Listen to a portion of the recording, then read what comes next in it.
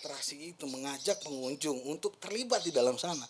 Yang dijual sekarang kalau millennial tourism itu bukan cuma destinasi, tapi atraksi itu bisa membuat.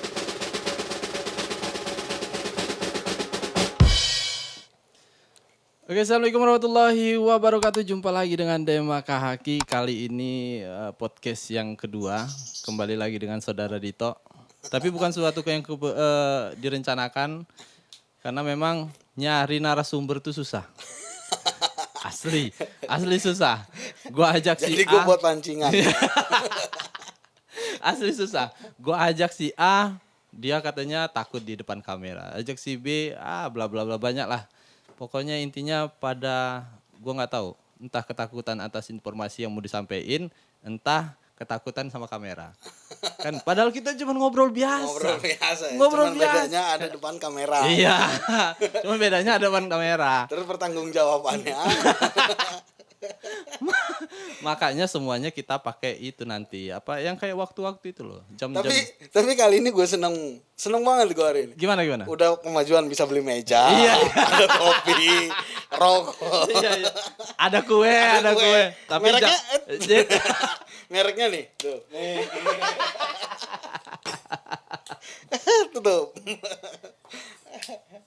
Iya, biar kayak yang podcast yang orang-orang itu gitu loh. Jadi kelihatannya memang santai kan gitu. Lo ini kopi buatan istri lo. Di kopi. Ini kopinya kopi iya, apa diminum ini? dulu. Kopi apa ini? Ongseng sendiri gue. Pantes lebaran lu gak kemana-mana ngusik kopi. Oke, coba dulu di kopinya. Kopi buatan istri. Istri. Kebetulan hari ini kan anak gue ulang tahun. Oh iya, Kia ulang tahun hari ini. Iya, Iya, si gue tadi Kia. makan nasi tumpang. Nasi tumpang. Ke rumah makan tumpang. Iya. Gue lagi dari lokasi, rumah makan tumpang mana? Gue bilang. Gak tahu kan lo? Enggak pakai koma lu. Enggak pakai ke pula kan. Baru bilang, "Di mana rumah makan tumpang?" Lu ke rumah makan tumpang. Baru gue nyampe. Memang gitu ya. Kalau message-nya kita artinya semua perhitungan tuh harus kalau sesuai sama kaidah bahasa Indonesia susah coy chatnya. Oh ya benar. Titik koma tapi kalau tanda seru. informasi setengah-setengah gue kesasar. Kalau sesuai sama kaidah bahasa Indonesia susah, panjang banget itu ya. Dito, bisakah ke rumah? Baik, aku akan datang.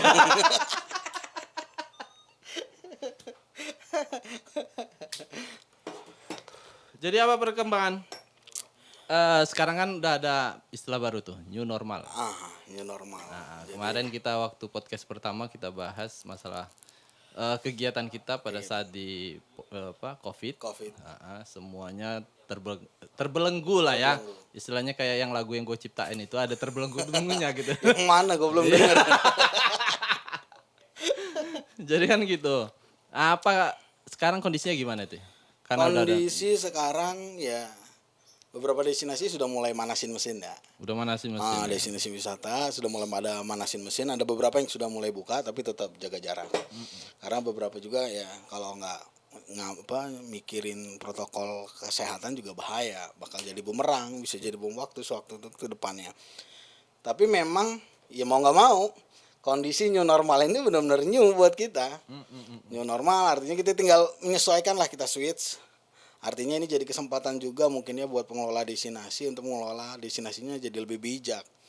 Terus pengunjung juga datang mulai berpikir ke depannya gitu loh. Jangan datang tiba-tiba nyampah segala macam. Ayo, mumpung kita baru sama-sama mulai dari nol. Nah, gitu. mumpung mulai segala sesuatu dari nol, ini sosialisasinya gimana gitu? Apa memang sudah di depan kita punya banner bahwa ketentuan nanti kalau masuk di destinasi pariwisata harus begini, itu Ya. gimana? Ada beberapa destinasi yang sudah mulai nerapin itu.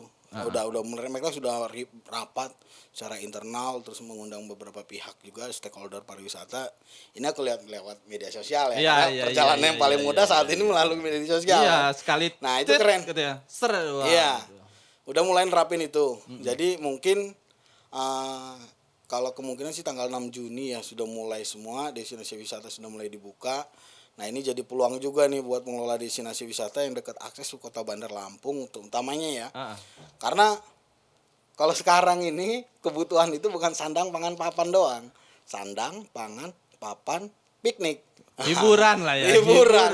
Liburan. Lockdown 3 bulan. Lockdown 3 bulan. Kekunci di rumah nggak ngapa-ngapain itu kan jenuh. Jenuh banget. Sampai melihara kelinci Iya. kawan gua. Iya karena dia nggak mau anaknya terkontaminasi dengan setiap hari, setiap detik pegang gadget kan iya. gitu loh. Nah, jadi ada aktivitas Ada di luar aktivitas, ruang untuk itu. Iya. Padahal sekolah diliburkan kan gitu. Kita juga, gue juga sih ngerasa sebagai orang tua kan ya, sebagai orang tua gue juga kebingungan.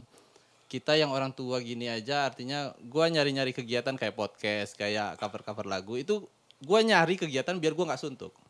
Terus gimana anak gue? Kan gitu. Iya benar. Jadi ada cerita riwayat suatu pas Lebaran nih, ada keluarga yang berkunjung bawa ponaan. Durasinya ya namanya Lebaran kan, salam-salaman, basa-basi dikit keluar. Di situ anak gue nangis. Nah itu yang bikin gue tersentuh itu, artinya ada apa ya? Momen yang hilang.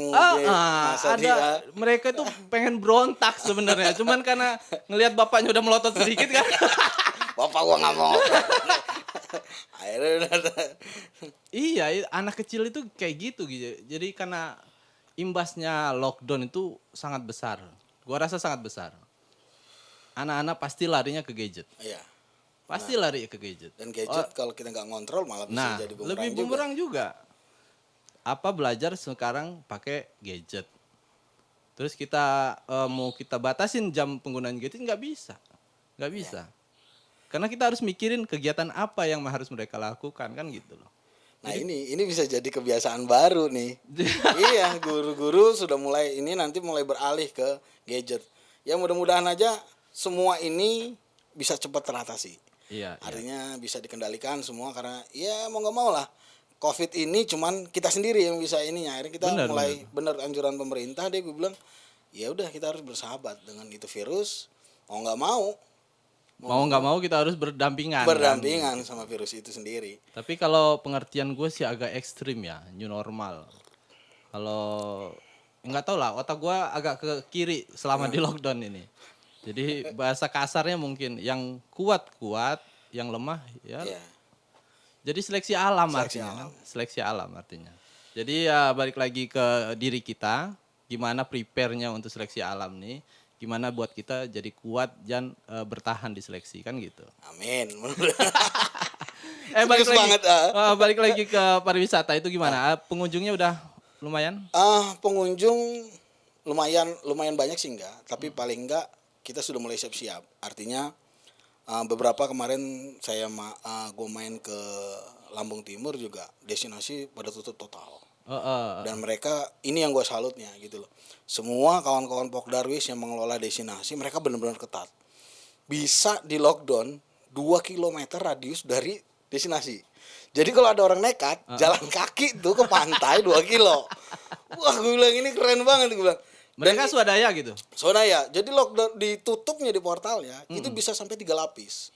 Di pintu mau masuk kampung, di tengah kampung, sama di destinasinya. Oh, jadi mereka memang kegotong royongannya udah terbentuk gitu ya. Nah, tapi ini juga memang kita juga harus siap-siap. Artinya kemarin kan kawan-kawan berharap pengelola destinasi, wah ini puncak panen di Lebaran kemarin.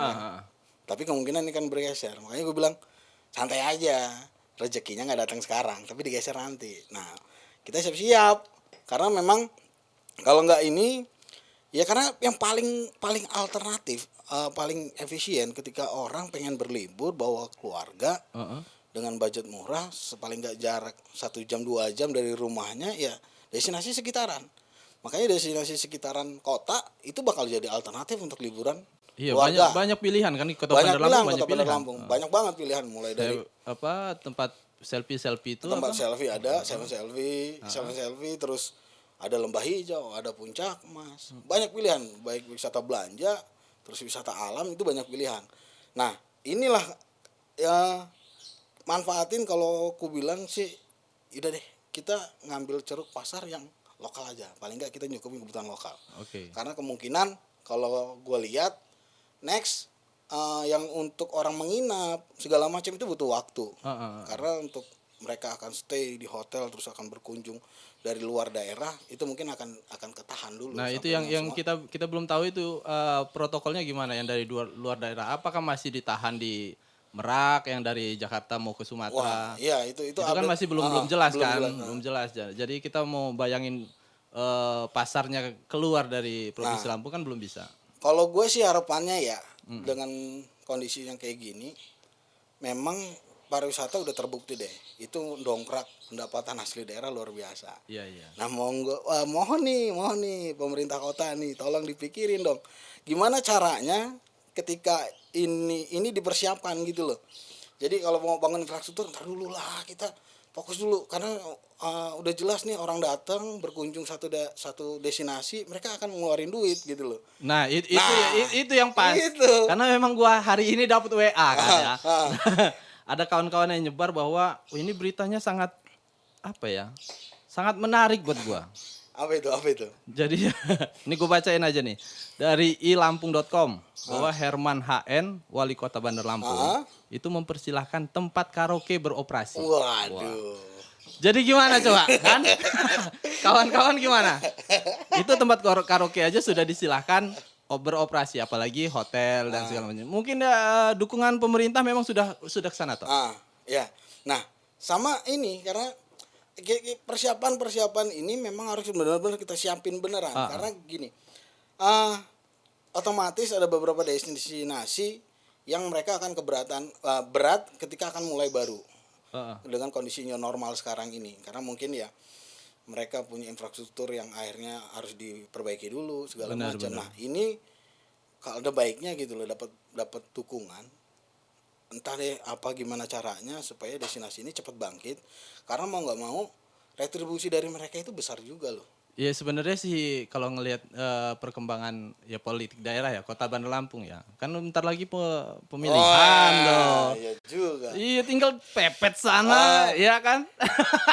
Iya benar. Karena Tinggal- gini kemarin waktu pas sebelum covid tuh gue perhatiin gini kunjungan paling besar itu memang datang dari Sumatera Selatan. Iya. Karena tolnya Akses ini ternyata terbukti dong. Iya. Terbukti akhirnya duitnya orang Sumatera Selatan kan sudah Kita kesini. ke Lampung Tapi kan. yang jadi PR ada satu lagi. Apa itu?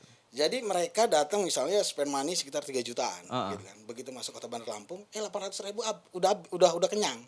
Akhirnya balik lagi. 800.000 udah kenyang. Kenapa? Karena nggak keserap. Inilah. Gue belum ngecun. Gini. Gue belum ngecun. Jadi gini, mereka datang bawa duit nih. 3.000 nih, 3.000. Masuk ke 3.000. Kota Bandar Lampung. Mereka makan, tidur, berwisata di Bandar Lampung. Tapi kan alternatif yang ada masih belum bisa nyedot gitu loh. Iya. Karena akhirnya mereka udah spend money sekitar 3 jutaan. Yang kegunaan cuma 800. Akhirnya 2.200.000 bawa balik lagi ke sana. Itu artinya pasar kita murah atau gimana? Bukan murah. Destinasi alternatif pilihan. Itu belum buka. Bukan belum buka. Itu sebelum Covid. Oh, Jadi, sebelum Covid. Sebelum Covid. Iya. Artinya destinasi yang ada itu belum bisa mancing untuk mereka terus repeat order ketika dia beli ini makan sini segala macam. Nah, itu masih belum bisa gitu. Ya kalau misalnya orang berkunjung ke suatu daerah dari Palembang ke Bandar Lampung, untuk repeat order itu kayaknya nonsen deh. Karena mereka stay paling sehari 2 hari. Untuk repeat ordernya piye kan gitu loh. Gimana apa yang daya tarik? Perasaan gue kalau dari segi makanan ya, mungkin yang nggak ada beda gitu Bandar Lampung sama kota Palembang. Atraksi. Nah, inilah. Jadi atraksi, oke lah kita punya tempat hiburan apa segala macam. Tapi kalau ada atraksi dan atraksi itu mengajak pengunjung untuk terlibat di dalam sana. Yang dijual sekarang kalau millennial tourism itu bukan cuma destinasi. Tapi atraksi itu bisa membuat pengalaman. Jadi experience ketika datang ke satu destinasi itu akan bercerita. Nah, itulah yang membuat repeat order itu makin bertambah. Bukannya itu sudah lu mulai dari apa namanya? Ya kalau kalau ngomong pariwisata nggak bisa dimulai sendirian. Artinya butuh kerja kolaborasi. Oh, artinya lu ini butuh dukungan kan? Tapi memang kalau dilihat dari Pasar Batu, yang proyek yang lu udah buat kan itu di situ ada pertunjukan. Kayak cetik apa? Ragam budaya Lampung segala macam di situ paketnya full, ada hiburan, ada panahan, ada makanan segala macam. Itu kan bukannya artinya itu semuanya bisa untuk repeat order. Sekarang kita ngomong masalah sustainable, artinya berlanjutan. Nah, artinya gini, masyarakat kita harus mulai sadar bahwa pariwisata, oke lah kita bicara gini. Di pariwisata semua disiplin ilmu akhirnya bergabung. Kalau kita kenal tuh kalau zaman Pak Arif Yahya, Pak Menteri sebelum Iya, Pak iya, Wisnu iya. Tama, itu dikenal dengan ABC GEM, apa akademisi, bisnis, terus akademi, bisnis, terus di situ ada pemerintah, Heeh. di situ ada komunitas, ada media. Heeh. Dan itu harus kerja bersama. Artinya akademisi mencari bibit untuk Jadi dia pemerintah mendukung dengan Ah, ah. peraturannya, media dengan blow up-nya. Kan terus gitu. komunitas, nah itulah pelakunya di sana, masyarakat Iya, yang iya, ada di iya. sana. Itu baru kita bicara kalau pengen ngelihat ekosistem pariwisata di Bandar Lampung makin keren, itu yang harus kita genjot. Nah, bicara dengan atraksi yang lo bikin, bisa diartikan dengan pertunjukan musik, drama, teater, dan sebagainya, atau gimana? Ya, bisa. Jadi kita bisa, Lampung ini banyak cerita rakyat. Heeh. Nah, inilah di sini kita punya senimannya juga. Iya, iya, iya. Ya kan, artinya di situ ada orang teater, ada bikin misalnya di tengah Tugu Gajah atau di pusat keramaian dibikin itu. Jadi ada semacam happening Macam up. Jogja ya. Nah, kalau lihat Jogja, makanya gini, gue kadang Iya, iya, gua iya. kadang gemes ya sama kawan-kawan yang kadang bilang Lampung mah nggak kayak Jogja. Bro, Jogja itu dari zaman Belanda, Lampung Iya. baru mau mulai. Iya, Lo iya, ikutan dong supaya kita bisa ciptain sejarah baru gitu kan. Iya, kita kan ke Jogja, ke Malioboro pasti ada tuh. Oh. Yang kelompok sini di sini yang Iya. nari-nari segala macam lengkap. Lengkap. Itu Nah, yang bikin memori berkesan kan? itu yang buat rindu. Iya, iya. Nah, makanya kita kalau akhirnya kan ada kawanku tuh bilang kalau dia datang nih dari Jawa, Lampung ini cocoknya untuk nepi. Heeh. Jadi duduk diam merenung segala macam. Nah, kalau yang nepi itu kan cuman ya pasarnya sedikit deh. Iya, duitnya nggak mau keluar Nggak dong. mau keluar, orang di tempat sepi ya kan. Tapi kalau tempat ramai akhirnya dia jajan ini Iya, UKM. bener. Yang ini. Nah, makanya gue bilang saat ini harusnya UKM udah deh kita sama-sama. Gimana caranya kita bikin lupain sikut-sikutan sama travel agent apa segala macam. Gue yakin memang mereka sudah berjuang nih untuk Lampung. Tapi ayo kita genjot lagi. Karena kalau kita ngomong sendirian nggak bakal bisa. Karena kerja kolaborasi itu nggak bisa, ibarat kata nih ya, kerja kolaborasi kerja sendiri 1 + 1 2. Iya, iya. Kalau kolaborasi 1 + 1 bisa jadi tata hingga gitu loh. Karena ya gimana, semua sektor mereka punya skill ilmu masing-masing atau Bener, disiplin bener. ilmu masing-masing. Jadi ide-idenya muncul makin ya. liar. Iya, makin liar. Makanya new normal ini udah nggak bisa bicara out of the box, nggak ada kotak udah. Kita nggak usah mikirin branding deh. Branding mah nanti lah gengsi itu kan, urusan gengsi, nggak usah mikirin branding dulu. Tapi gimana caranya? Ini scaling up-nya itu skalanya jadi naik gitu loh. Kita yang jualan makin laku, yang punya destinasi makin rame, itu aja dulu. Tapi ditata yang benar. Ya, Jangan model mungkin gini ya, macam-macam podcast gini ya. Podcast di Bandar Lampung ya bisa dihitung lah siapa yang main podcast ya. Entah, padahal itu gue tertarik dengan podcastnya Deddy Kobuzer. Itu informasinya memang bagus gitu. Dan itu nggak kita dapet di TV-TV yang notabene kita tonton cuman sinetron yang menangis-nangis tentang cinta segala macam yang bullshit itu, apalagi sekarang tambah Korea lagi kan bangke itu Korea. Itu benar-benar itu Korea tuh. Kita Korea nggak sadar kita dijajah bro. Lu lihat nggak? Korea masuk film ya, masuk film Korea. Nggak lama mimi Korea masuk, restoran Korea masuk. Lagi kita dijajah. Bener. Nggak sadar kan kita. Bener. Nah itu makanya kalau kita ngomong sejarah budayanya Lampung itu lengkap banget. Kita punya aksara. Kenapa itu yang nggak kita angkat? Bener. Kalau mau ngomong lagi, alangkah banyak orang-orang Lampung yang mereka akhirnya berkaya. Tapi kan enggak, budaya kita begini loh. Konsumtif pertama. Yang kedua, meniru. Artinya kiblat kita udah bukan ke Arab ya. Kalau kiblat Arab kan untuk sholat tuh. Kiblat kita ke Amerika, yang ala-ala barat. Yang sekarang topinya headband segala macam, main basket, padahal itu bukan olahraga kita lah. Olahraga kita itu bola kaki. Nggak ada tipe-tipe tinggi yang kayak Michael Jordan itu badan-badannya nggak ada, susah. Badan orang-orang Indonesia ya 150, 160. Itu yang nggak masuk gitu. Tapi ya kenyataannya itu yang maju gitu ya. Yang diminati anak-anak muda sekarang ya begitu. Nah itu sebenarnya kenapa itu jadi lebih diminatin? Karena kita Bentar. Gue ngomong anak muda, gue masih muda boy. Gue sangka lu.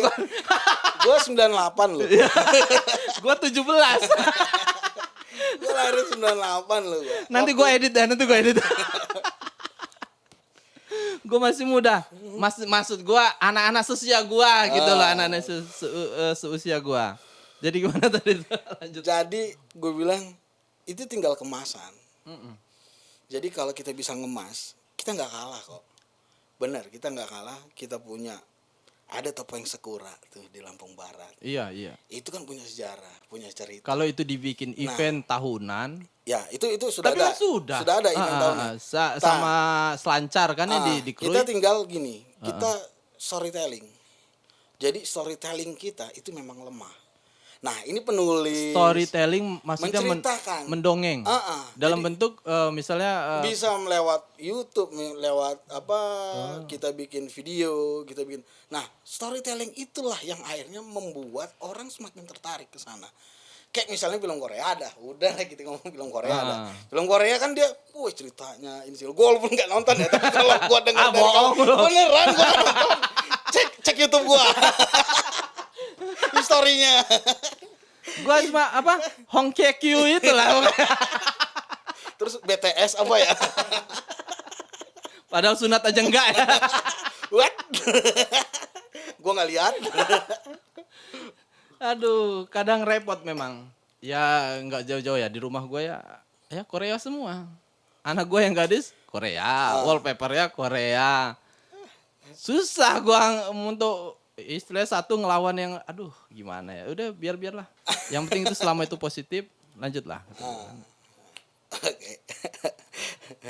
Jadi gimana itu, balik lagi ke konsep yang tadi itu, masalahnya pertunjukan atau apa bahasa tadi?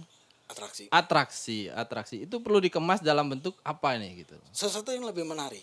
Artinya kita bisa bikin memang ada acara adat ya. Tapi kita bikin satu hal yang lebih milenial, artinya melibatkan banyak unsur di dalam sana. Artinya di situ kerja kolaborasi antar komunitas. Dan ini pasti akan jadi lebih seksi. Karena kenapa? Sekarang itu anak milenial sekarang itu baik hati sekali. Baik hatinya apa? Mereka itu sering men-share. Iya. Dia share, dia lihat bagus dikit, share pokoknya itu. Kadang nggak dibaca toh. Nggak dibaca. Nah, itu. Kadang nggak dibaca. Toh main share. Nah, berarti kan tinggal dibuat desain yang menarik untuk membuat orang tuh datang. Kayak misalnya gini. Tapi apa masalah-masalah budaya segala macam anak muda tertarik? Oh, tertarik. Gue udah buktiin. Kenapa event gue selalu bawa khas-khas nama Lampung. Iya. Kayak kanian. Kanian itu kan diambil dari bahasa Lampung yang artinya cemilan, kudapan. Iya. Nah, itu. Terus lalang tapi wayang. Isinya memang makanan khas Lampung atau campur? Campur.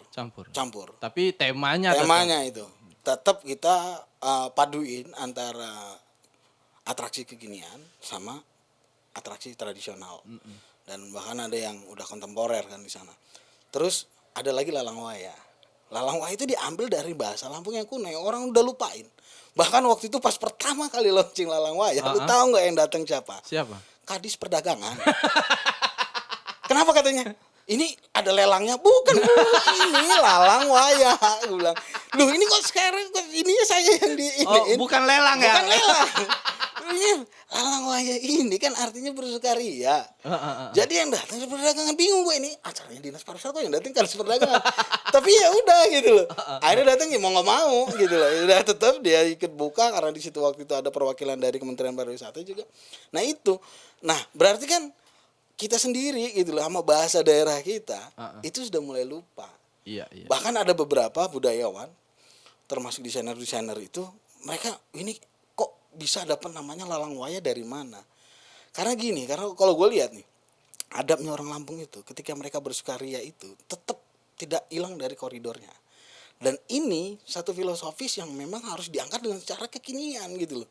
Artinya mereka berkumpul, bersukaria, barengan, di situ ada makan, ada perkumpulan, ada pertukaran informasi. Nah, pertukaran informasi inilah yang paling mahal gitu loh sekarang. Orang ketika datang berkumpul, mereka bertanya, lu dari mana ini segala macam. Oh, lu bisa ini dong, bisa ini. Akhirnya disitulah ngebangun satu ekosistem baru di komunitas. Tapi apa iya anak-anak muda sekarang kita bicara masalah aksara Lampung segala macam. Kalau PUBG lu tanya PUBG, game-game online yang lain tuh hatam mereka. Iya. Anak gue juga hatam gitu kan, main-main yang apalah itu yang susun-susun apa nggak ngerti. Ular-ular yang mereka Cacing. cacing yang aduh nggak jelas tuh gue game-game apa ini. Itu mereka menarik. Heeh. Film-film yang anime itu menarik. Tapi kalau bicara bahasa aksara Lampung, apa ada kayak sekolah-sekolah yang ya cuman sejam 2 jam pelajaran aksara Lampung? Nah, Apa itu bisa menimbulkan rasa suka dari anak-anak? nah sekarang kalau cuman itu doang, Heeh. itu nggak bakal bisa. Jadi gini, kalau dulu Enggak, artinya gini loh, Tok. Artinya dari apa sistem pendidikan yang hanya porsinya sejam 2 jam untuk merubah itu seketika dalam jebret itu nggak mungkin. nggak mungkin, Nonsen. itu nggak mungkin. Iya, nonsen. Yang lebih mungkin tuh gini, kalau senior gua di Mapala dulu bilang, kalau lu mau anak lu suka sama alam, lu bawa ke hutan.